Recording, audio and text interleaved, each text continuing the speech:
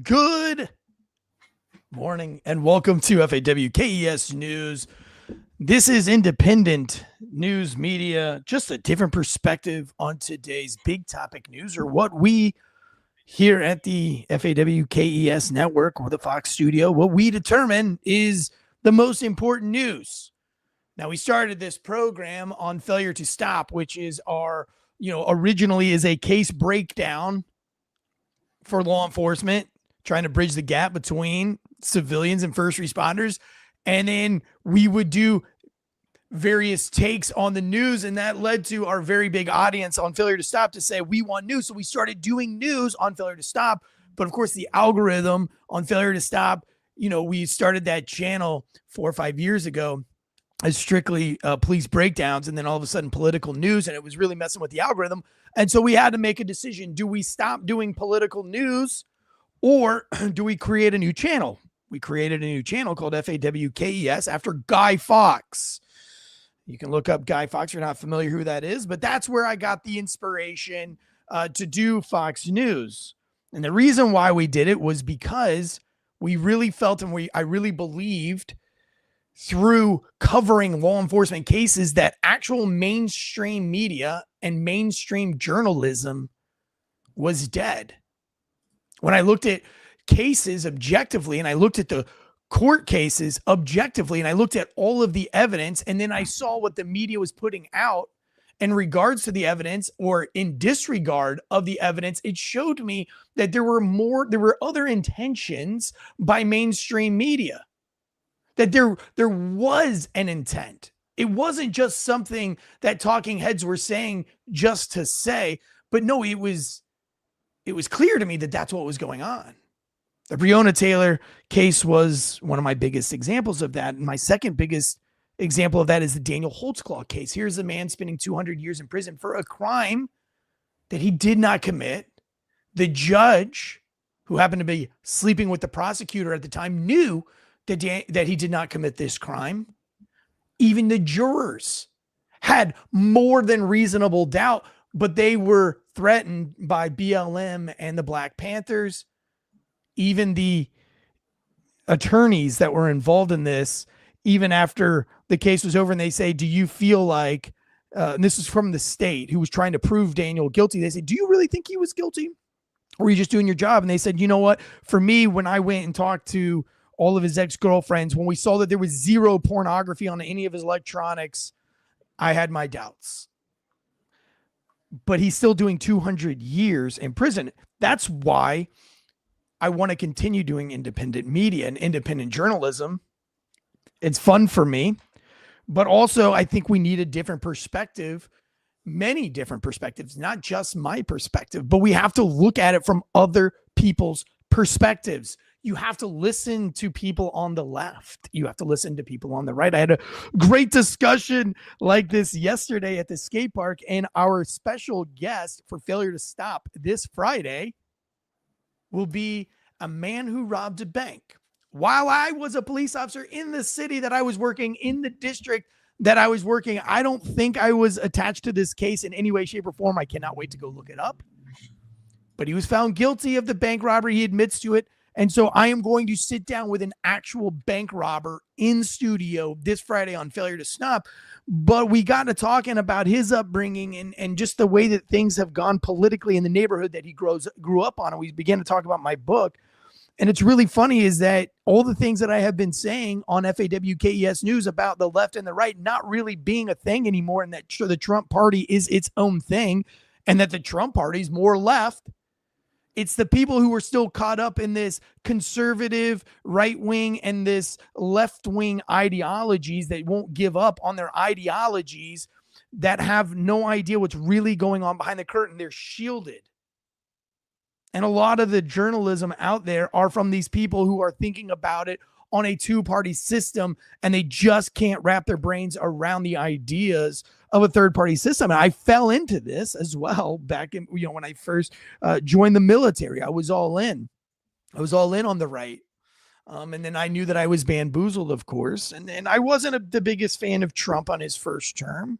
I didn't believe in what he was doing. But as I began to see what I'm about to show you today unfold before my eyes, I said, okay, if the entire system is against this one guy, he must have some answers. He must have some answer. And the more you go down the rabbit hole, the more interesting it gets. But the two-party system, the left versus right, the modern day Democrat Party, completely without any direction, without any roadmap going forward, has lost its mind and has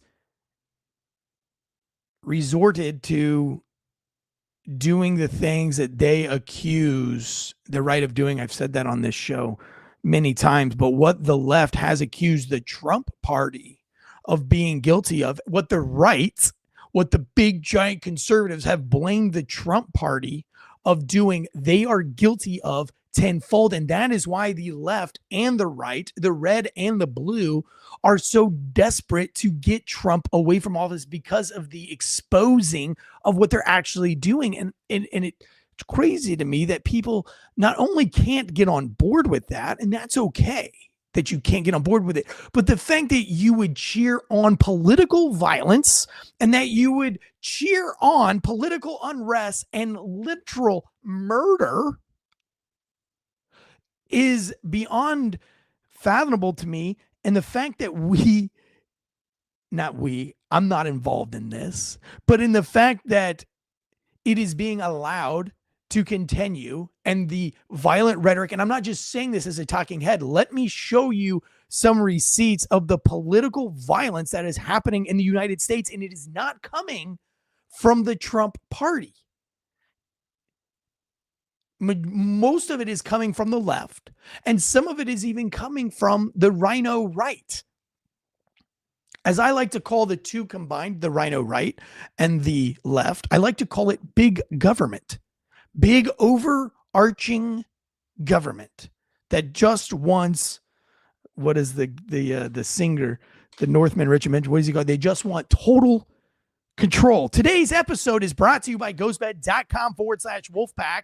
Today's episode is brought to you by Factor Meals /Wolfpack50.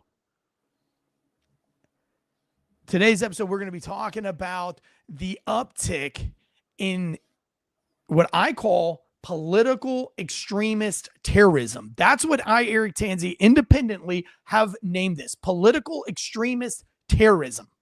You remember we used to have Islamic extremist terrorism? Political extremist terrorism is what I call this. I want to talk about it because it's always been here. It's been growing since 2018, 2019. It hasn't changed. And if you really look at it objectively outside the news, it causes for concern, and it is worth talking about as a whole. So I really want to talk about that. Also, we cannot forget that one of the biggest races going on right now politically, and some of you might be familiar with it, others may not, but this race in Wisconsin is a very big deal. Deadleg is going to break some of that down for you. This is going to determine the rulings of the Supreme Court in regards to abortion law. It is going to voter ID and registration law, illegal immigration law. I mean, this race kind of, is everything that the Trump party voted for, that the Trump party wanted. This is the one thing that the left can win. If they can win Wisconsin, and we're going to talk about it more in detail, if they can win Wisconsin, that is their only defense to fight off all of the things that we, the American people, voted for and that we, the American people, wanted. And the funny thing is that it is 100% George Soros and Joe Biden, or as I like to say, Obama. If you really look behind the curtain, it is Obama and George Soros, the big billionaire who has actually admitted to, who has actually praised he's given himself accolades for tearing down governments And he has actually said that money means more to him than actual society. And he does not care about society breakdown as much as he cares about his own personal wealth. George Soros and Obama or Joe Biden, whichever one, or both of them. I don't believe that Joe Biden's doing much of anything, but if you still think spaghetti noodle brains is still capable of making good decisions or making any decisions at all, then you can add his name in there. But it is George Soros and Biden Obama versus Donald Trump and Elon Musk, but the media would only like you to believe that it's billionaire Elon Musk and Donald Trump, but they forget that this is wildly funded by George Soros and backed wildly by Obama. And I don't understand why mainstream media won't say it like that. That makes no sense. I mean, let's make it a sports ball game. Let's make it a sports ball game. George Soros and Obama versus Elon Musk and Donald Trump. But we don't see any violence towards George Soros, who has done unspeakable things. We've done an entire show on George Soros, and we have to be careful because, again, YouTube is in love with George Soros. And if you start mentioning George Soros in too negative a light, then you get demonetized and your channel gets a red mark on it. Same with Hillary Clinton. You can say whatever you want about Donald Trump or Elon Musk, and you don't have to worry about it. The political persecution that's going on in this country right now is at an all-time high, and it even carries on into this Wisconsin case. And then also we have new FBI admittals coming from the Hunter Biden case that we want to get into today as well. Let me bring on my co-host for today. I've got Josh from Deadleg Media. Good morning, Josh. How are you doing this morning? Good morning, sir. I'm a little bummed. Woke up to see that Val Kilmer passed last night. Val Kilmer did it. What's more of a bummer about the Val Kilmer thing, and this goes back to the Office episode, remember, I don't remember who it was that passed away, but Ryan from The Office was like, you don't know who blah, blah, blah, blah, blah is? And they're like, yeah, we know, but it's not a big deal. And he's like, songs like blah, blah, blah, blah, blah, blah. And they're like, sing one lyric from the songs and nobody can do it. I feel like people are posting a whole bunch of movies that Val Kilmer was in, but they don't really know the true Val Kilmer. And how I know this is not one of those people have mentioned one of his greatest films outside of Tombstone, outside of Batman, but Sultan C, one of the best Val Kilmer movies, in my opinion. Top Gun's up there. I mean, he had a lot of greats, but the fact that nobody is putting Sultan C up there leads me to believe that, are we really Val Kilmer fans? Were you ever really a Val Kilmer fan? Come on. Sultan C was incredible. Incredible movie. I might watch it tonight. Yes, he was a badass in Heat. That has come from Corn Pop was a bad dude. We do have a live chat today. We've got Greg LaMontagne from One More and I'm Out of Here podcast. I'm sorry, Jesus Christ. The bar is open with Beth and Greg podcast. The bar is open with Beth and Greg. Jason Kiefer was in here earlier from One More and I'm Out of Here. We've got Elijah. Folk around and find out. A lot of people in the live chats. We appreciate you. Armory Night. And I'll get to the chats shortly after. I want to get into today's episode, though, because this is important to me. What we're seeing right now on YouTube's, on TikToks, on Instagrams is a whole lot of videos of Tesla violence. Now, imagine driving down the road. This happened to me yesterday on the way home from the skate park. I pulled up next to a Tesla with a woman in there with multicolored hair. And, I was very close to NC State. And so more likely than not, this female was in fact liberal. Now I drive a big giant Ford Expedition with, pretty aggressive tires on it and roof rack and whatnot on it. When I'm not driving my minivan, but I was in the more aggressive SUV yesterday and I pulled up next to her and I knew. And I had my cowboy hat in the dashboard. I know she's probably a little, but I looked at her and I gave her the, yeah, Tesla, yeah. And I gave her the horns, like, yeah. And she was like, oh, no. Like she's trying to say like, oh, no.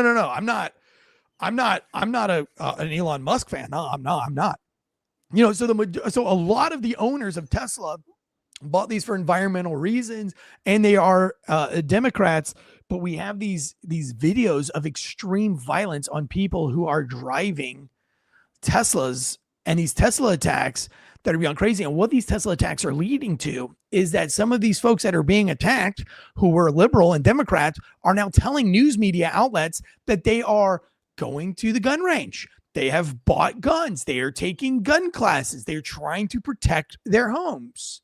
Now, in America, you can put a BLM sign that says, I support Black Lives Matter in your yard. And I haven't seen any media coverage or mass media coverage of mass violent episodes. I haven't seen mass violent outrages on gay pride flags in somebody's homes. But there's a lot of videos of people defacing Trump flags, defacing Trump signs in people's yards. Again, what the left accuses the right of, or the Trump party of, is guilty tenfold. I want to go through this really fast. Because one of the bigger stories that's not making real big mainstream news is that the Republican Party of New Mexico's headquarters was graffitied with ICE equals KKK, and it was set ablaze in an alleged arson attack. Now, when I saw this, I could only think that we covered a story only a few months ago in the election season where Republican voting stations or voting stations in Republican areas of Seattle, Washington, or Portland, Oregon were also firebombed nights prior to elections or even during early voting. Do you remember that, Josh? Do you remember when we covered that? And it was crazy because it was like these were Democrats. They didn't firebomb and destroy ballots on blue and in the blue areas of the political map, of the election map. It was only in the red zones. Imagine if there were fire bombings in blue districts of the voting election sites. Imagine the uproar of that, because what would that look like to you, Josh, if you were on the blue side during this very, very close election and you saw the election maps, and on the blue side, there were 4 or 5 fire bombings of ballot boxes for early voter registration? What would you conclude in your brain? Domestic terrorism. They're going after one specific place for one specific reason. And what people don't realize is people are using the parallels between the Teslas and Bud Light. First of all, if you destroy your own Tesla and you destroy your own property, good on you. That's your own stuff. The difference is some random person in some parking lot that bought this car 4 or 5 years ago, because 4 or 5 years ago, let's not forget, climate change was cool. Like 2 months ago. Now it's cool to set everything on fire and drive gas guzzling, SUVs and stuff. When you destroy your own Bud Light, you're destroying your own stuff. When you destroy your own Tesla, you're not hurting anybody else. When you go after a dealership, that's not going to hurt. That's not hurting. He's got insurance. That's just domestic terrorism. When you're going after someone and going after something for a specific political reason, that's literally the definition of domestic terrorism. And the people that are going after them now, they're looking at 20 years to life in prison. 20 years to life in prison. And when we talk about this is what, here, I'll bring it up so we got some pictures of it. This is the, where is it at? Why is it not working? Which one are you trying to bring up? My the firebombing? Yeah. Oh, there it is. Yeah. This isn't like a little suspected arson. That's a bombing. That's a bombing. And no one's really talking about, like we were talking about this before the show. I had no clue that this happened.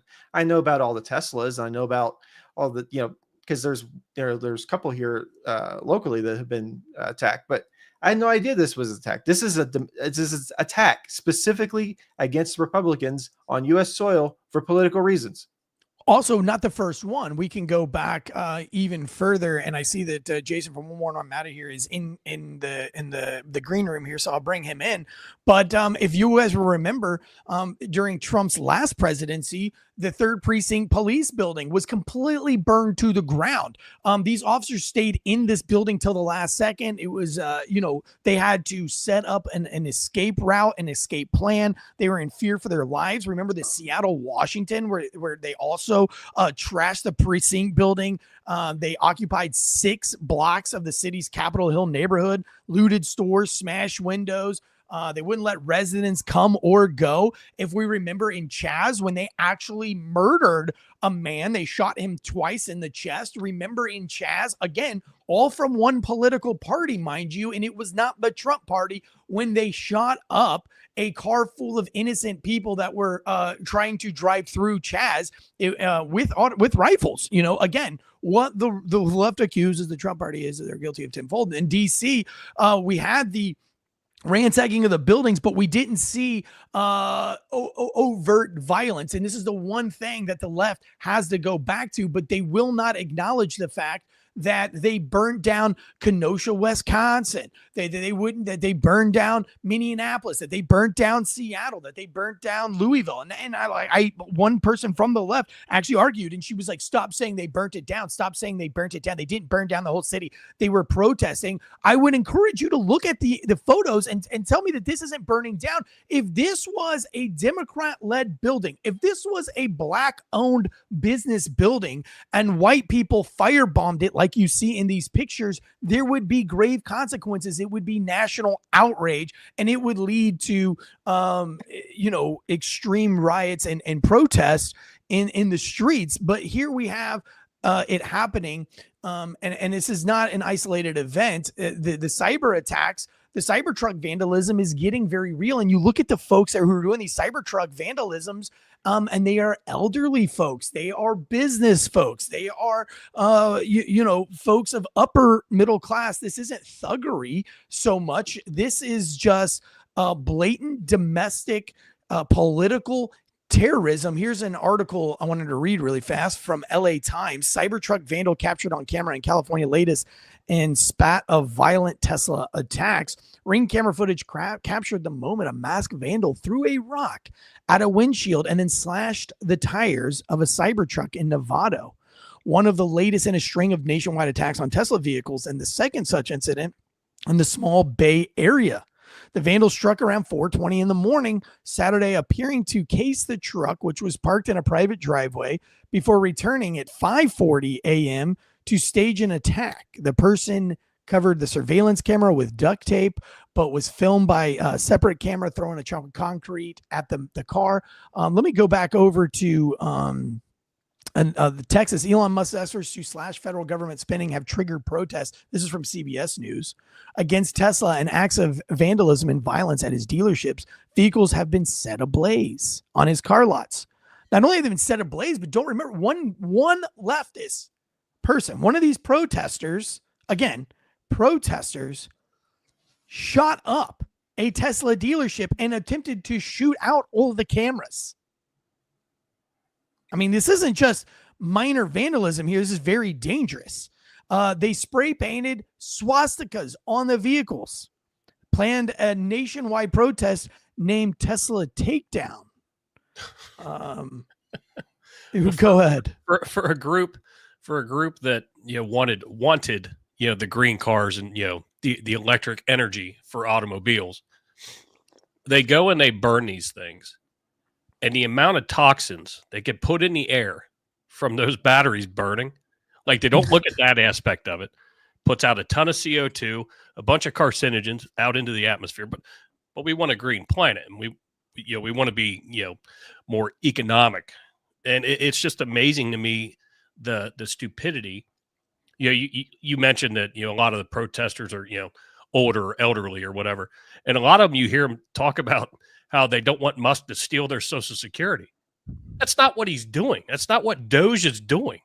Your Social Security is not going to be stolen from you. It's trying to be saved. Exactly. From the absolute amount of the crazy amount of abuse that's in the Social Security. And the VA the same way. Somebody messaged me and he's like, you're not afraid of your VA rights being taken away? No.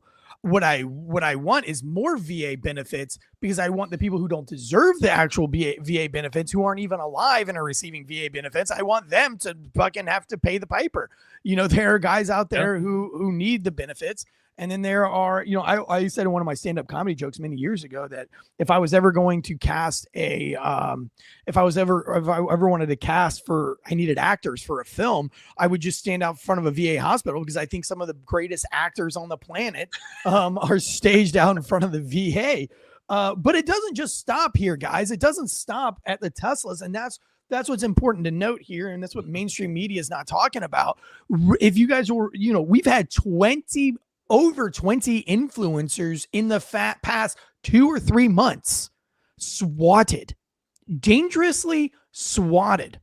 I actually strategically placed my gun in my studio so that if I were to get swatted, I would not be accused of reaching for my gun in any way, shape, or form.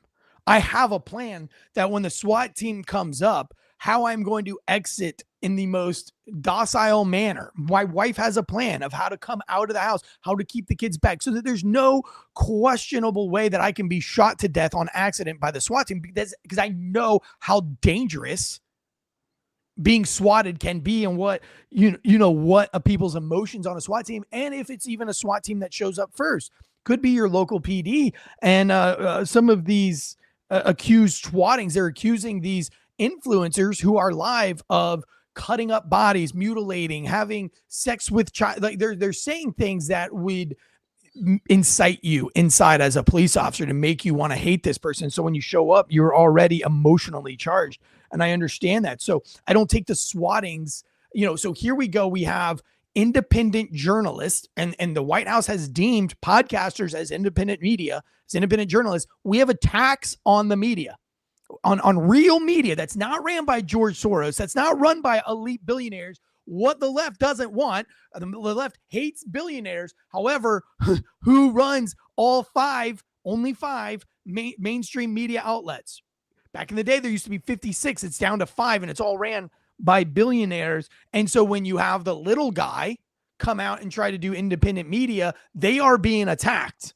Then you have political persecution, where they try to arrest their political opponent, Donald Trump. Donald Trump didn't go after anybody politically. He didn't go after Hillary Clinton during his term of presidency. But when he left the office, they spent 4 years, to their own detriment. They spent 4 years trying their damnedest, trying everything that they could to politically persecute and arrest anybody that was attached to Donald Trump, to include arresting a woman who exposed Ashley Biden's diary, when thousands of other Democrat leftist journalists exposed all sorts of things during the Bush administration and going forward, even with this Israel-Palestine thing, and they were never arrested for it. Coming across media and media sources and keeping it has been something from the dawn of time, and we've always protected the media. However, when it went against the Biden family, she was immediately arrested. Of course, the Project Veritas, I bring it up all the time because I think it's. Then we have the voter polls being firebombed. Diabolical, in my opinion. If you can't feel safe to vote, right? Wasn't the left all about safety of voting, that black people should feel safe at the polls, women should be? That's what the left back in the day all fought for. And now the left is the one firebombing the polls, and they're the ones creating the violence at the actual polls where people then we have rhetoric coming from every outlet referring Trump and Elon to Hitler, calling for violence on them. If you watch the Daily Show, they make jokes about attacking Teslas. If we looked at Stephen Colbert or Jimmy Kimmel, when Jimmy Kimmel Stephen Colbert made a couple of funny puns and basically admitted that the only reason he doesn't agree with the political unrest is because he's under contract under CBS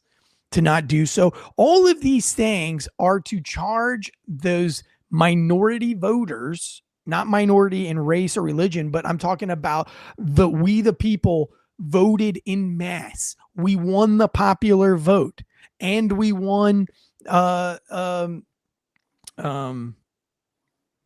electoral votes as well. It was a sweeping vote, and here they are trying to again do exactly what they did in 2020, 2018, 2019, where we create political unrest. It really does seem like a civil war is what the leftist Democrat Party is calling for, and I don't see any kind of organization from the Democrat Party to try to organize on something that is mature and something is adult. Instead, you parade around AOC and now Bernie Sanders, who you are flirting with, trying to run in the next coming up election. Again, great for the right. Please do. I know where you're going with that, Jason. Please do. And I'm going to turn it over to you guys for here just a second. But then you also are parading around Jasmine Crockett. And then you put Jasmine Crockett on the national stage to spread violent rhetoric and just egregious hypocrisies. And I want to cover that. But before we do, we also have this strange attack on abortion rights. Here's just, again, another example of the tolerant left that we were speaking about. And I want to know from the chats, let me throw it over to you guys. Do you think with the totality, with the swatting of influencers, with the going after independent media sources through swatting and, of course, through actual political persecution and imprisonment, Project Veritas, do you think that the election violence, do you think that the Tesla violence, the violence on folks, the violence like what we're about to see right here, do you think that are we closer to civil war?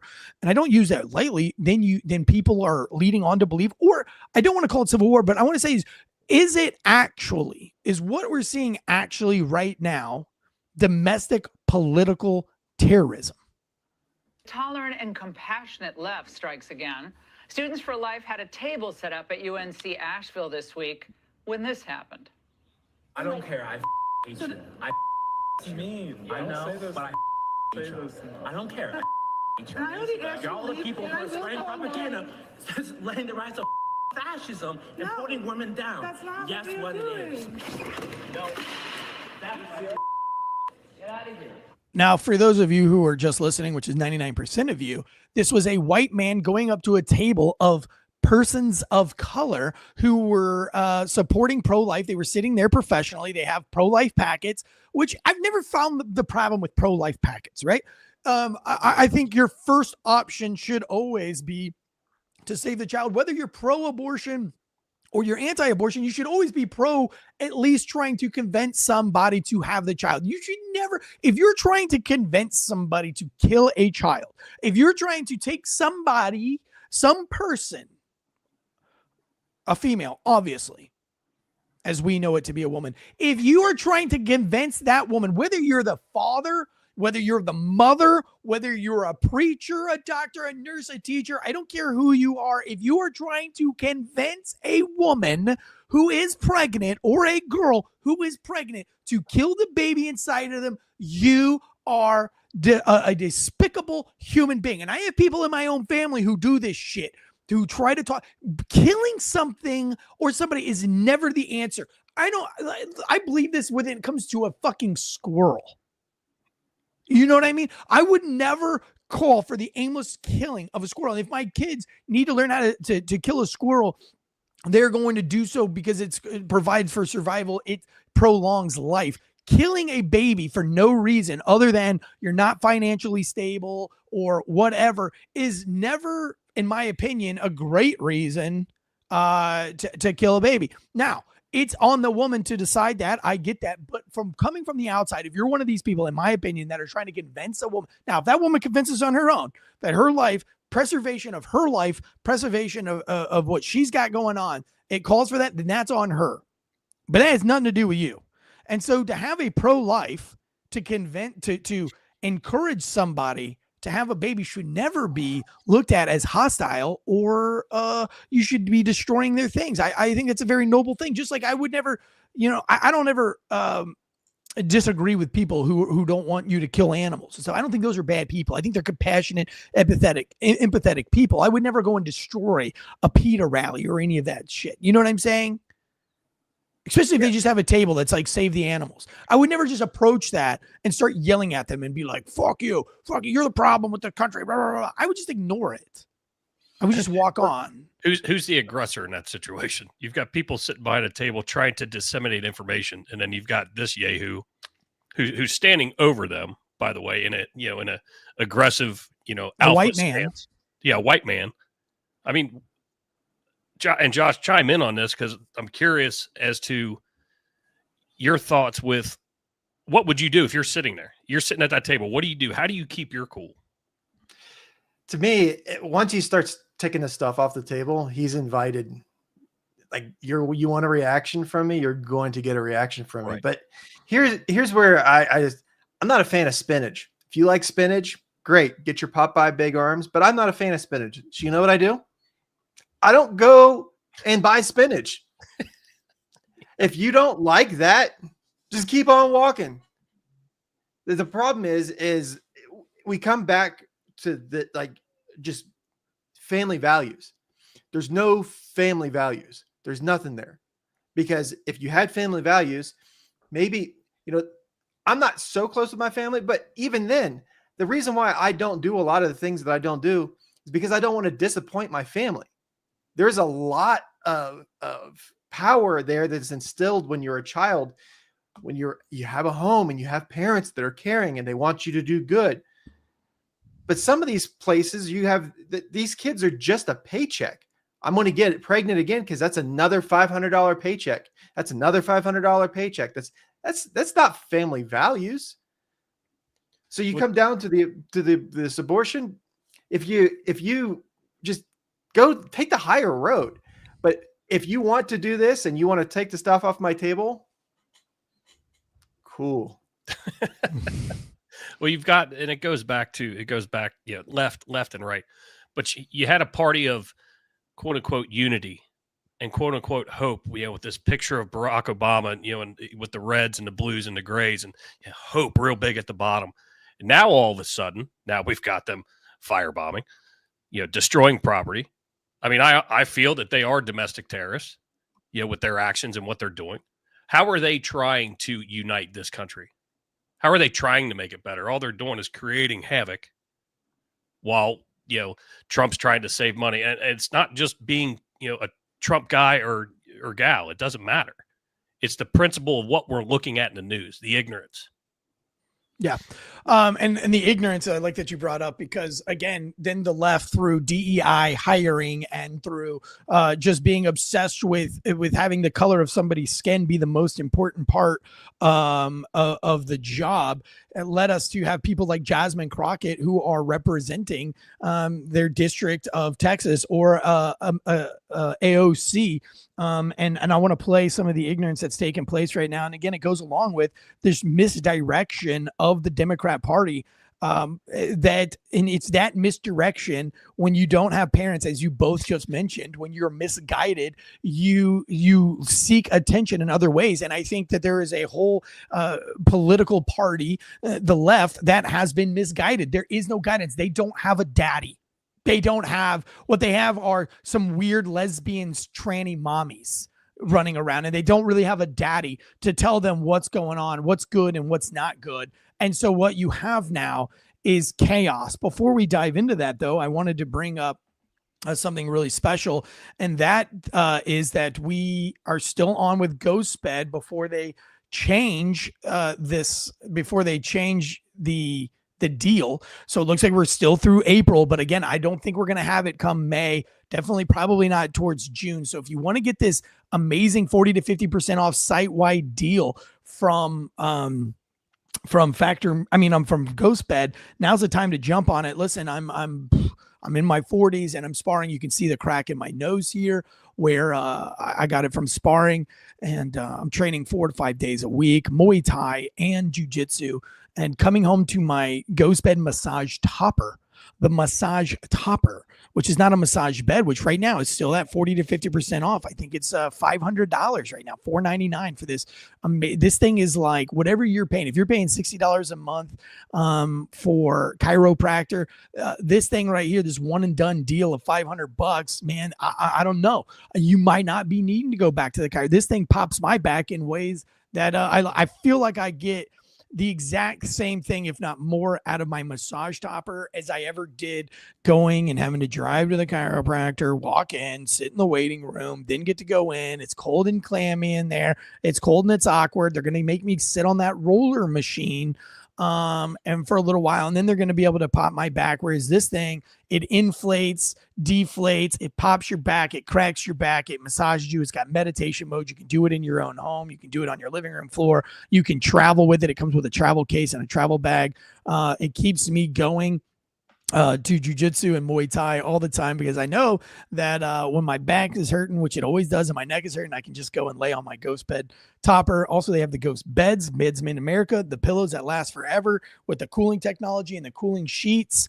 Ghost Bed has been with us for 4 years. We absolutely love them. So make sure you head over to ghostbed.com and use the promo code Wolfpack. I've got one more beautiful ad for you guys today. We're back with Factor Meals for the whole year, which is really exciting. And I actually, well, I'm embarrassed. I had the new, they actually sent me, like a new ad read to read for you guys. You guys know that I don't really do ad reads. I just kind of speak on behalf of, my Factor Meals. You know, I just speak on the products. We only have 3 or 4 major sponsors on this show. And the reason why we do that is because I only promote things that we really love. Now, I sent you, Josh, some Factor Meals. Actually, I didn't send them to you. Factor Meals sent them to you. What was your take on the Factor Meals this year? I'm a very picky eater, and they're delicious. It's not only delicious, it gives you the portion size. So when you get done with it, you feel full. You don't feel over bloated. You don't feel like, oh, I need a snack after. You feel full. And then my favorite thing here, I'm going to scroll down to them, are the shakes and the smoothies. Oh God, they're so great. You can drink one of them in the morning right before we go on the show. I destroy those absolutely every time that those come in. Those are one of the first things that go are the shakes. You know what else they have that's up right now, Josh? Oh, go continue. I didn't know what else. And what else? I was gonna say, well, because my wife takes them to work sometimes too, and she said the same thing. She loves that she can just throw it in a microwave. It's two minutes. And then she loves all the vegetables and all that stuff. So she steals them more than I do, but she loves them. She likes same thing. She likes the portion size because she said the same thing. She's like, I don't feel like I want more after. I feel like this is exactly what I want. It tastes good. It's seasoned very well. There's all kinds of seasoning and stuff in there. It's really, they're fresh, never frozen meals. They're delivered right to your door. They're never frozen. They're chef prepared. They arrive, in perfect condition. They're for your busy lifestyle. You can lose up to 8 pounds in 8 weeks with the new Factor Keto Meals. That's what they sent me, this new Factor Keto Meals. Now, I'm interested in the Factor Keto Meals. I've done the protein heavy. I've done the calorie conscious. Have not done their keto yet. Based on a randomized controlled clinical trial with Factor Keto, results will vary depending on your diet and exercise within 40 options across 8 dietary preferences on the menu each week. It's easy to pick meals tailored to your goals. Choose from preferences like Calorie Smart, Protein Plus, or now Keto. Factor can help you feel your best all day long with wholesome smoothies, breakfast, grab-and-go snacks. Reach your goals in this year with ingredients you can trust. Head over to factormeals.com/Wolfpack50 today. All right. I want to get into the stupidity really fast, and then I want to get into some global political news for you real fast. But we were talking about Jasmine Crockett before. Somebody put this together from paralegal.com, and I was listening to this, and I could, and you know, it was easier for me to reference it back and forth because we've actually covered each one of these topics from AOC to Jasmine Crockett and the hypocrisy. And this is what just came out in the House committee hearing this week. And this was a constitutional debate, and Jasmine Crockett just literally, again, proving to you guys that what the left accuses is what they're doing tenfold. And here's just more ample proof of that. Here for very selfish reasons. Nope, I'm sorry. But hey, listen, why I got it up. Here's Jasmine Crockett talking about some political violence for Elon Musk. And I'll pull up the other one while this is playing. Starting with on March 29th, it's my birthday. And all I want to see happen on my birthday is for Elon to be taken down. Yes. All right. Take down Elon. Take him down, baby. Take him down. Again, I just thought that was funny, but that's not the meat and potatoes of what I wanted to play for you. But here we go. Here's what I right now is that if we continue down this road, then we will not have a rule of law, because we have people that are currently serving and they're saying things like, ignore the judge's order. There has been thought, I believe, given to this. Senator Ron Wyden has already issued statements, for example, advising what we should do in a situation like this, which I concur, which is that I believe that the Biden administration should ignore this ruling. I think that we Oh, so here we go. Here's Jasmine Crockett having this constitutional debate. And she's saying that we don't have any more rule of law and that you guys are just ignoring lawmakers. However, we've literally watched the left do this for not the last 4 years, not the last 8 years, but the last 12 years. They have been ignoring the court of law through ridiculous and wild impeachments and everything they can do to thwart what the voters have wished for and what the Supreme Courts have actually ruled on. Let me continue. What it means to have law and order in this country is that you follow the order and you go through the appeals process, even if you dislike what the judge did. Remember, follow the appeals process, even if you don't like the Georgia order, unless it's you're flying over with a whole bunch of illegal aliens and turn that bitch around. We don't care what the president says. And then here's AOC contradicting Jasmine Crockett and what she just said. Let me play it for you. Courts have the legitimacy and they rely on the legitimacy of their rulings. And what they are currently doing is engaged in an unprecedented and dramatic erosion of the legitimacy of the court. Thank you, and I yield. I'll yield back to you. You had a question for me, which I'll yield to you now if you want. Now that there's no time left. Thanks, Eric. And I just want to play this because he calls her out. My own time. I'll recognize myself, and I'm going to note that when Miss Ocasio-Cortez, or AOC as we know her, filed articles of impeachment on Justice Thomas and Alito, Ms. Crockett was one of the co-sponsors along with Mr. Cohen. I rise today to introduce articles of impeachment against Associate Justices of the Supreme Court, Clarence Thomas and Samuel Anthony Alito, Jr. Oh, we don't like what the Supreme Court says. Impeach them. Get rid of them. This committee. It does seem interesting that when the shoe is on the other foot, everyone is self-righteous. And I think this is a good example.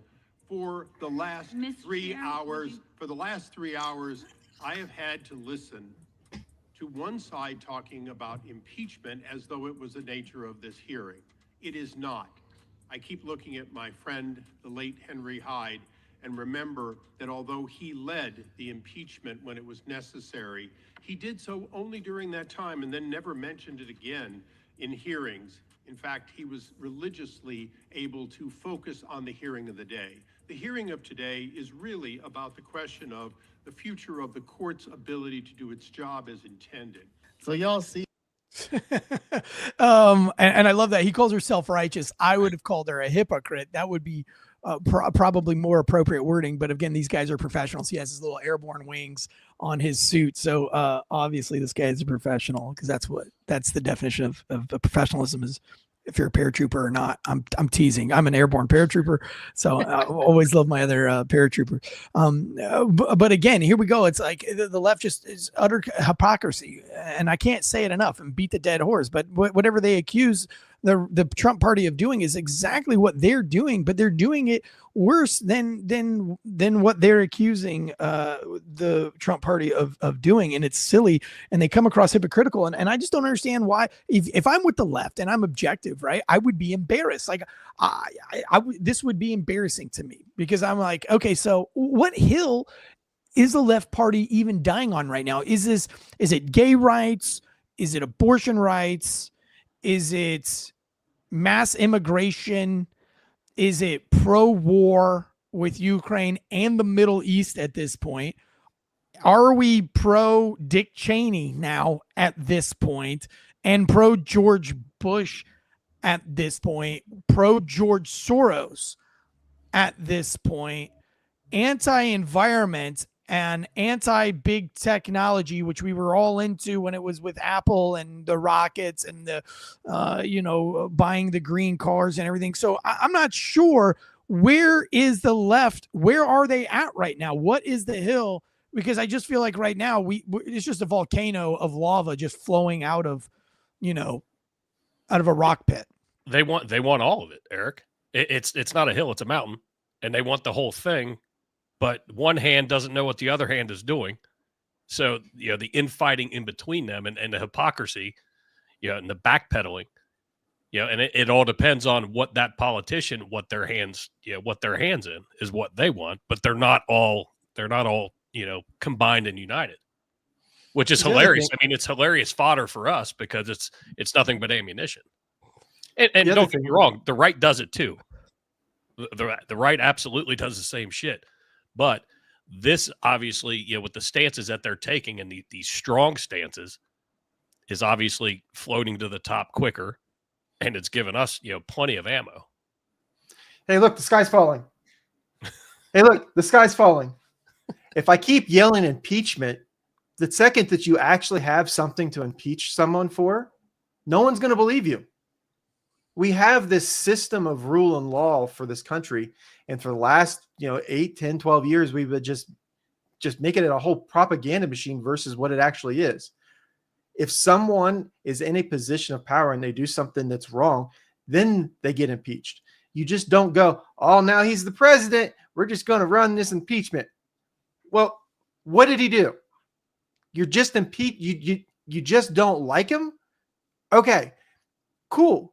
You can not like someone, but support what they're doing. Like, there's a lot of things that I didn't like Obama before, and there's maybe some things I did. What's different in Elon Musk now that you hate Elon Musk? What has he done now since what has he done different now than when you loved him? Because when the left loved him, he was having threesomes allegedly with Johnny Depp's ex-wife, and he was a bad father, and he was all of these things when you loved him.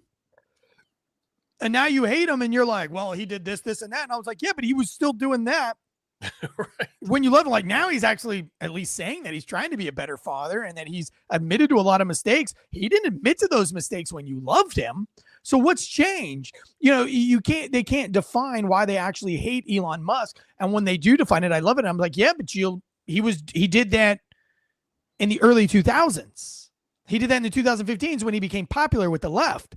So, what is it? What is that? That's not why you hate him, because you didn't hate him when he was actually doing those things. So the only reason you hate him is because he's pro-Trump, and with this whole Doge thing. Now it's getting even closer to that, because now we have this Russia peace talks that have fallen through. They've completely fallen through. But if you remember, the UK went and met with UN allies, and they preceded Trump's peace talks. They preceded his peace talks. They went in before without Donald Trump, and it seemed to, and they don't talk about it here in America, but it seemed to upset Putin.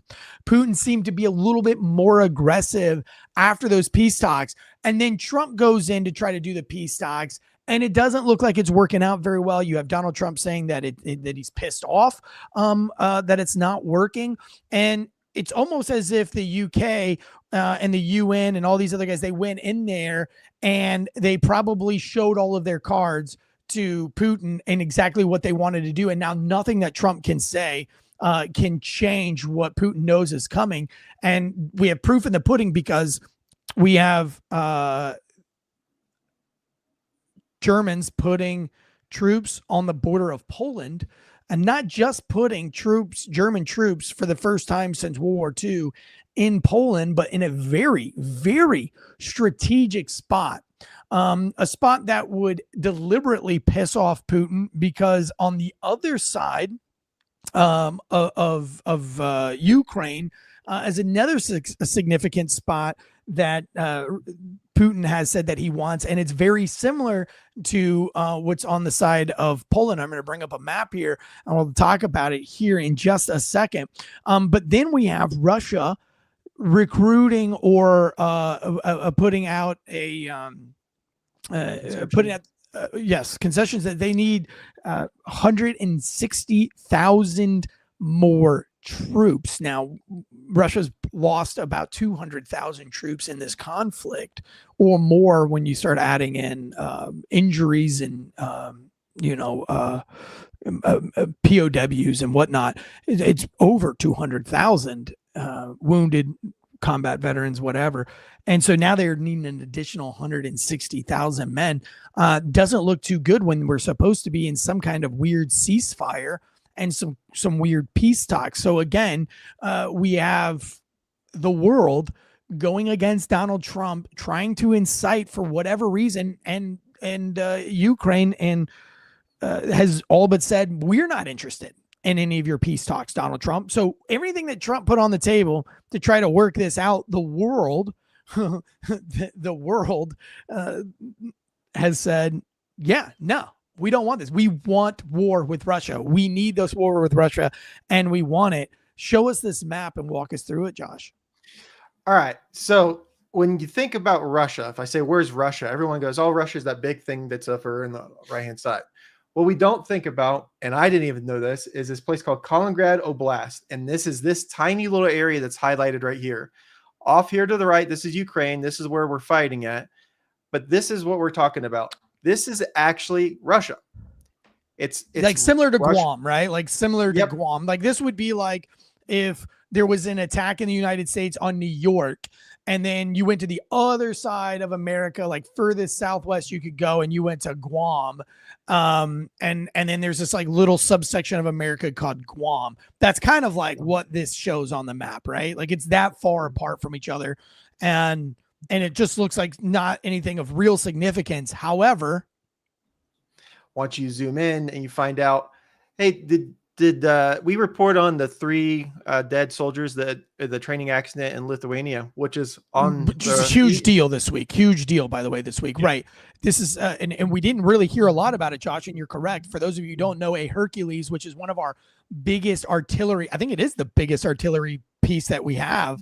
It's the biggest tank that we have. And you can look up, fact check me on that, Josh, if you want to, but at the end of the day, it's a massive, massive cannon. And they were doing a quote unquote training exercise in Lithuania this week or last week at this point. And they went through a peat bog, very sadly, and it sank 10 feet underneath from the roof. And now this thing is probably close to 10 feet, 11 feet tall. The Hercules is, if not taller than that. And it sank 10 feet from the top. So we're talking a 20-foot peat bog here. All soldiers lost inside the tank. All 4 of them gone, dead. And it took them 6 or 7 days to finally get out of the mud. They got it out of the mud yesterday. Yeah, here it is. That's fully extended. No, that's huge. Is that the Hercules? That's a Hercules. Oh, so not what I thought it was. So it's not a cannon. It is a crane. No, this is the tank. Yes, is the heavy recovery tank. Heavy recovery tank. I'm sorry. Yeah, I was wrong. I'm glad you fact checked me. Yep, the wrecker of tanks. But that's sank. Yes, that's heavy equipment recovery, combat utility, lift, and evacuation system. Okay, I was wrong on that. It's a lot. I was wrong on that. What's the one? What's our biggest artillery piece? That's a tank. What's it called? I thought it was called something like that. Hercules. Something strange like that. When I looked it up, Abrams is what came up. No, Abrams is just a regular tank. M1 A1. That was the generic Google search. I mean M1 Abram, whatever it is. The Schwer Gustav was the one from Germany back in the day, but it was the American one. I forgot what it's called. But anyway, all right. Sorry about that, guys. But anyway, this thing sank in Lithuania doing a training exercise. And now we know, go back, that Germany is putting troops on the border of Poland right next to this little strip of land that is owned by Russia in between Lithuania. So now we know that we have Americans in Lithuania on one side of this small little state. It's like Connecticut. It's like little New Hampshire here. And then on one side we have Russia, and then on the other side we have Russia. Again, if you're looking at this from a different perspective. So you can see why Russia is kind of pissed off, because this little tiny state of, what's it called? It is Kaliningrad Oblast. So Kaliningrad Oblast, this little state of Kaliningrad Oblast, is now completely surrounded by NATO forces. Tell me that doesn't, I mean, you wouldn't think that that's escalating to war. Right. I mean, why would you want to put 5,000 troops on the border someplace? Because you want to strengthen that border up. Why would you need 160,000 troops? Because you're going to use those 160,000 troops to do something. Europe's even talking about putting conscriptions back. Why? If you guys are so dead set on going to war, leave us out of it. I just want to say that. Leave us out of it. Because none of this has anything to do with Omaha, Nebraska, or someplace in Vermont, or someplace in Utah. It has nothing to do with us. Absolutely nothing to do with us. And until you can just connect those dots, And when you start connecting dots, you're like, oh, USAID has been an NGO and we're funneling money to this thing. And this thing over here isn't actually getting the money. It's all these people in between. And now you have Elon Musk and all these people are going after these places going, hey, I want to see where we're spending money. And all these places are going, hey, we don't want you to see where we're spending that money. Are we putting the dots together, people? Is the picture not clear enough? Do I not have the magic unicorn out here? Does the mustache of justice not work? Like, the rest of the world is begging for war right now. Begging for it. Going back to our biggest tank, the nickname was the Doom Turtle. So I wasn't even close, but I do love that it was called the Doom Turtle. Yeah, a lot of things going on in Europe. Again, the mainstream media only wants to cover that 160,000 troops are being massed in Russia, but they don't want to talk about the German troops and the American troops cutting off a Russian state, essentially. And again, these peace talks that Donald Trump wanted to implement have been thwarted, but it doesn't look like they've been thwarted by Trump himself. It looks like they've been thwarted by Zelensky and by the UK. Again, another thing going on in the UK is the Marine Le Pen not allowed to run as the far right. They came up with some absolutely some embezzlement charges on Marine Le Pen. Again, all these politicians, these are low-hanging fruit crimes that all these politicians are going after, and that they've chosen in the past not to politically persecute each other over, because they're all doing it. And again, the left now going after anybody from the right that's running anywhere. And so the conservative favorite or right-wing favorite Marine Le Pen over in France not being able to run for the next 5 years, and is actually going to do 4 years, I believe, in prison or some kind of arrest. 2 years house arrest at least. And yeah. And so, but again, the whole purpose here is just to retard an election, politically persecuting folks. And now I want to get over to the big story of today, and that is, why is this Wisconsin Supreme Court election so important? And I want to just dive into it briefly at the end of the show here. Before I do, we are releasing 2 new podcasts today. We are releasing the Daniel Holtzclaw on failure to stop. It's just an intro to the project. So if you're wanting some special insider failure to stop information, head over to the Failure to Stop podcast this evening and give it a listen. Santana and I, investigator, are launching and the whole Failure to Stop podcast team is we're doing a year-long campaign to free Daniel Holtzclaw and to expose the entire Daniel Holtzclaw case. So we even have a new podcast that will be launching sometime this afternoon. The Free Holtzclaw podcast. Stay tuned to that. We'll be advertising for it. It's on Instagram. We already have the Free Holtzclaw on Instagram. But episode 1 is just going to go in painstaking detail, not so much entertainment as is here is the whole truth. And this is your chance to be a true crime participant in true crime. If you would like to dive into this case, we need help. We want to find anything that can prove without a shadow of doubt his innocence or that he's guilty. And I don't even need a shadow of a doubt that he's guilty. But if you find a piece of evidence in the hundreds of hours of investigation that is available to the public, you don't even have to do a lot of research. Almost all of it is Googleable. You just have to sit and watch all of the footage from all of the civil trial, from the actual trial, from all the background investigations. All of it's recorded. All of it's on paper. You can read every note of it. And there is not one thing in there that doesn't that proves or even hints that he is legit guilty of these crimes.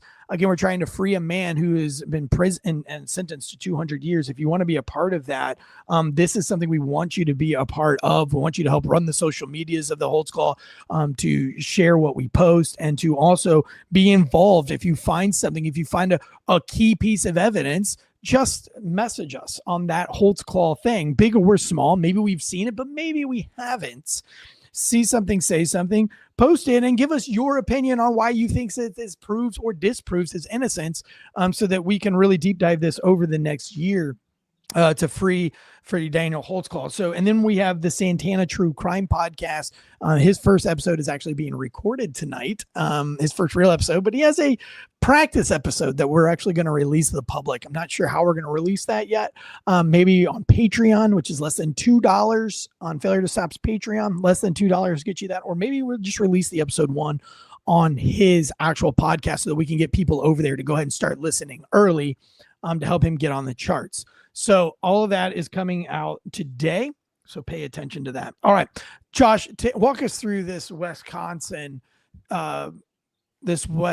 fiasco. So for those of you who don't know, and this is coming from USA Today, and I'll turn it over to Josh here in a second, but Wisconsin Supreme Court election comes with high stakes and huge spending. What to know? Wisconsin is no stranger to the national spotlight, a longstanding member on the list of swing states going back 2 decades. The Badger State is regularly scrutinized by campaigns and politicos in the lead up to presidential elections, including the 2024 contest won by President Donald Trump. This week, a Wisconsin race to control the balance of power on the state Supreme Court is shaping up to be a key temperature check on voter moods about both national parties, as well as a referendum on President Donald Trump, Elon Musk, GOP dominance back in Washington. So it's the first major election since Trump and Republicans took office in January. Wisconsin voters head to the polls Tuesday to decide whether conservative Brad Schimmel or liberal Susan Crawford will fill the state Supreme Court's open seat. The outcome determines if the state's highest court will lean 4-3 ideologically left or right. Now, she has already claimed that she is running, and I think this is what's very strange about this is that she has admitted, and that's a whole nother episode, but she has admitted that she is basically doing a quid pro quo here, saying, if you guys elect me, I will vote against, regardless of objectivity, again, it doesn't matter what the evidence is, that if you vote for her, if you get her elected, she will vote against Donald Trump and Elon Musk no matter what. And I'm not sure that that's where these justices, that wasn't the purpose. That is a quid pro quo. That is, you get me elected and I'll vote the donors' way. What you donors, by the way, backed by billionaire George Soros, which they love to reluctantly leave out. Yep. So it goes back to it's okay when one side does it, but it's not okay when the other side does it. First paragraph in the AP is the Democratic-backed candidate for Wisconsin Supreme Court defeated the challenger endorsed by Donald Trump and the billionaire Elon Musk on Tuesday. So that's the first paragraph, the first line that comes out. It's not okay when it's backed by Donald Trump and you're backed by billionaire Elon Musk. Let's go down here to paragraph 1, 2, 3, 4, 5, 6, 7, 8. 8 paragraphs down. Who is she backed by? Trump and Musk and other Republicans lined up behind Schimmel, a former state attorney general. Democrats, including former President Barack Obama and billionaire mega donor George Soros, backed Crawford. So it's okay when she's backed by this money, but it's not okay when it's backed by other money.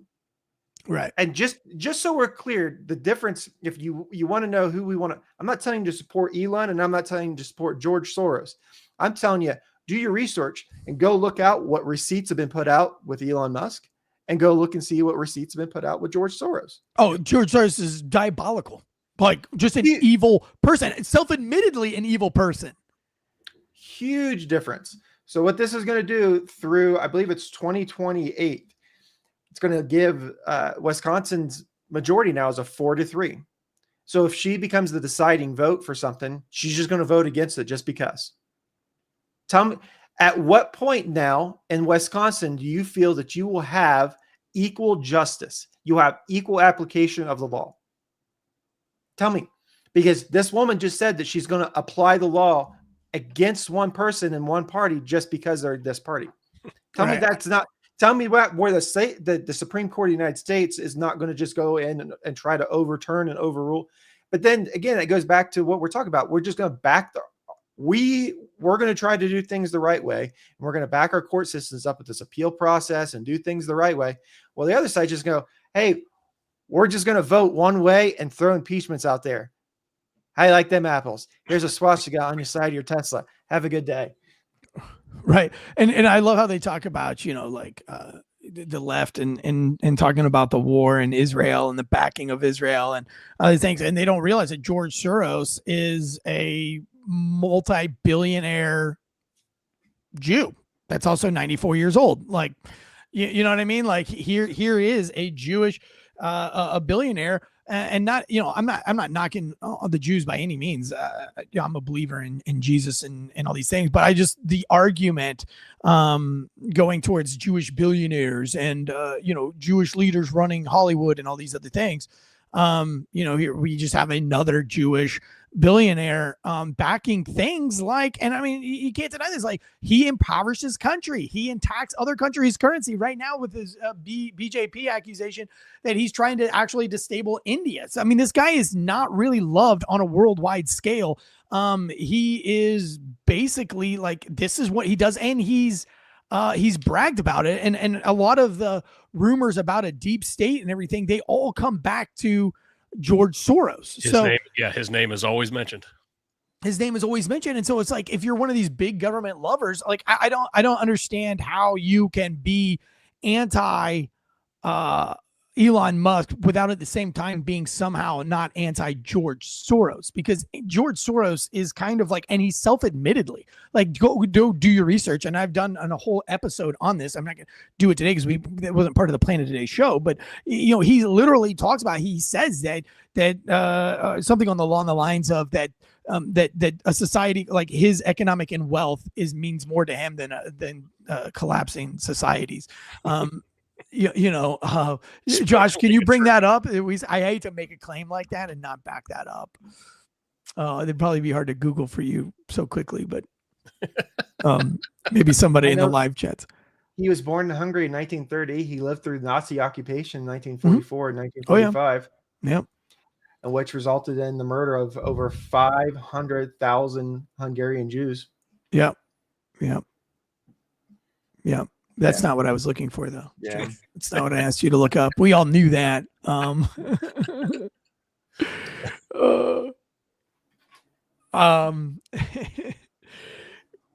Yeah. I'll find it myself. I'll find it myself. You guys get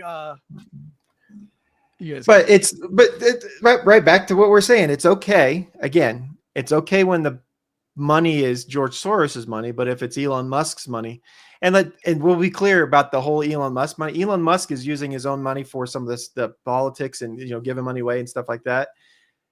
What Elon Musk is doing with Doge is he's showing you the receipts on what the Democrats and Republicans both alike, what our government has been spending on this entire time. Why have we been saying, hey, why is these potholes? Why is this bridge falling down? Why did this boat go into this bridge and this whole bridge fall down? Did we not have money for that? Why did we spend it? So we're asking where we're spending the money at. And Doge is saying, hey, this is where you're spending money at. You're giving it to 100 and some, however many people that were over the age of 100 years old, over 115 years old, collecting Social Security benefits. We need to get the Guinness Book of World Records out there for some people that are alive and find out, what's your secret, sir, ma'am? How did you get to 138 years old? Was it just living off the government tit the entire time? Or is it you are been dead for 30 years and somebody's been collecting money and now we're showing it? And over how many times has that happened? The exponents on that is probably huge. There's more than one person collecting on somebody over 114 years old. So those numbers are what Doge is finding. And that's what, the left and the Soros, backers don't want that out there. I've said it before and I'll say it again. As soon as you start squeezing the money, you'll find out where the problems are. Exactly. Follow the money, you'll find the source. Hey, no matter what the problem is, it always comes back to money. I wanted to read this. According to Los Angeles Times, now this is coming from IndiaTimes.com, by the way. According to a Los Angeles article published in 2004, Soros seemingly believed he was anointed by God. I fancied myself as some kind of God, he says. He once wrote, the article said, if truth be known, I carried some rather potent messianic fantasies with me from childhood, which I felt I had to control. Otherwise, they might get me in trouble. The LA Times article went on to say that when asked by Britain's independent newspaper to elaborate on the passage, Soros said, "It is sort of a disease when you consider yourself some kind of god, the creator of everything, but I feel comfortable about it now since I began to live it out." His work as a self-professed amoral financial speculator, which again, that whole self-professed amoral financial speculator, that was when he was talking about like money over everything, basically. He left millions in poverty when their national currency went devalued. So that's what I was saying. Like when he left millions of people in poverty because he crashed a nation's currency, he was like, it doesn't matter to me. Like that doesn't bother me. Like what's more important is that I'm basically in power. Tomorrow will be Thursday. It'll be fine for me. Right. Yeah. And then he pumped so much cash into shaping former Soviet republics to his liking that he has bragged that the former Soviet empire is now the Soros empire. The LA Times article said Soros explained his life philosophy to biographer Michael Kaufman. "I'm kind of a nut who wants to have an impact," he said. In his book, Soros on Soros, he says, "I do not accept the rules imposed by others. And in periods of regime change, the normal rules don't apply." Clearly, Soros considers himself to be someone who is able to determine when the normal rules should and shouldn't apply. You know, again, and this was all written back in 2004, and it's hard to find anything on George Soros because now with the way that they don't burn books anymore, they just burn internet passages that you cannot find. You have to like really, you know, we would have to dedicate our time to just doing this, and that's how we did it back in the day. But also, when you start talking about George Soros, you're at the risk of losing your YouTube channel altogether. So again, how do you hate Elon Musk, but you don't unilaterally hate George Soros? That'll never understand, and that makes you a hypocrite. It's actually like you're like anytime that you're trying to actively help a George Soros backed candidate, it's almost like I don't even really want to hear your argument anymore. Because I'm like, if you know that the man who has self-proclaimed many things, being anti-cop, who has like admitted to paying paid actors in Mexico, paid actors in all these like Vegas and all sorts of other places to tear down governments, and like that's the person you want to put your faith and trust in, like your opinion really doesn't mean much to me at that point because you're a moron. Yeah, completely agree. Now, not uninformed. Like if you didn't know, like, oh, I didn't know he was a George Soros fan, and I don't really know what that means. That I don't mean that's just uninformed. But when you know your candidate is George Soros backed, and you know all of the facts, and you still do it just because it ties to your political party, you're a fucking moron. Yep. And if you want to do comparisons, where like we just dropped the whole green agenda. Not that I'm a big tree hugger and things like that, but literally like 3 months ago, we were all about green and we were all about electric cars, and California wanted to pass the law that you couldn't buy a new car in California unless it was electric. Like, did that just go out the window? Did that just go away because he doesn't support where the money's going to? Or is it because he's threatening the money source? Look at the hypocrisy of was it Mark Kelly of Arizona? He gets rid of his Tesla and then goes and buys a Chevy Tahoe. It's a V8, one of the worst gas economy cars that you could get.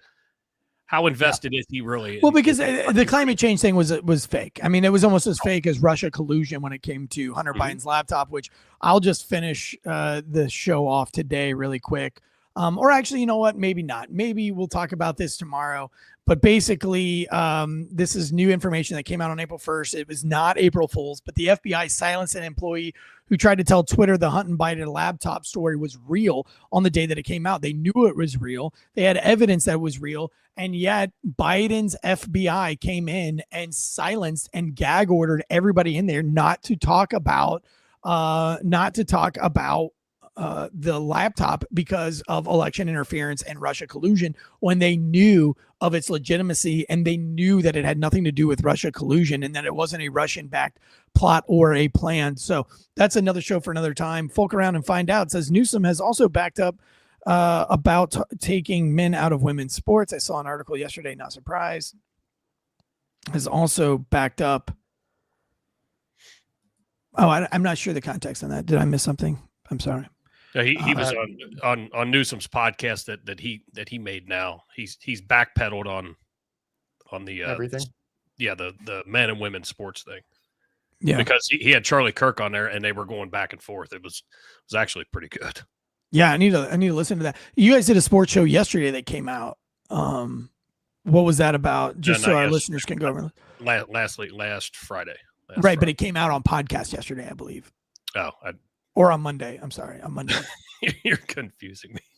I think you guys recorded it on Friday. We talked about some of the rule changes because the league meetings were happening this week, which now we'll have to cover since the meetings have now happened. But we had our speculation and then our takes on how the NFL is changing rules. Well, I'm going to listen to that because I want to see if you guys' speculations were correct in your next episode. Were they on point?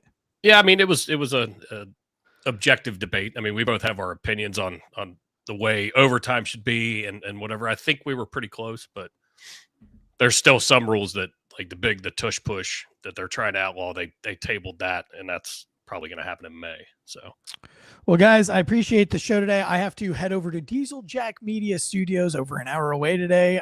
We are shooting our first real live commercial for Piglet and a Seriously Funny True Story. So I get to play a cop pulling over a sovereign citizen today. And then I won't tell you what happens, but it is the first real ad ever made for Piglet and a Seriously Funny True Story that will air. I'm not sure. It's a test ad, I guess. So it is going to run as an ad on social media. If it works out well, maybe it'll run in other places, other platforms. But, I get to go in front of, the big cameras and all the lights and the script and the producers and directors. And so, that's exciting to me. I think that stuff is fascinating and cool. And I get to dress up like a cop today. So I will be on the road for the next hour, boys and girls. I appreciate you. Sorry that we didn't have a show yesterday where they're putting fiber into our neighborhood. And so they cut internet off for the entire day yesterday, which has greatly put me behind. It's never really happened before. I've never not had internet for the entire day when it comes to having to record and work. So that was difficult. So anyway, guys, G.I. Joe says is the best. Maybe you guys didn't know about the New Mexico Republican GOP headquarters being attacked and firebombed. Maybe you didn't put the pieces together about the massing of German troops on the border of a Russian state. And maybe you didn't know why 160,000 soldiers have been called to duty in Russia. But now you do know, and knowing is half the battle. We'll see you guys maybe tomorrow for some more breaking news. Stay tuned. Cheers.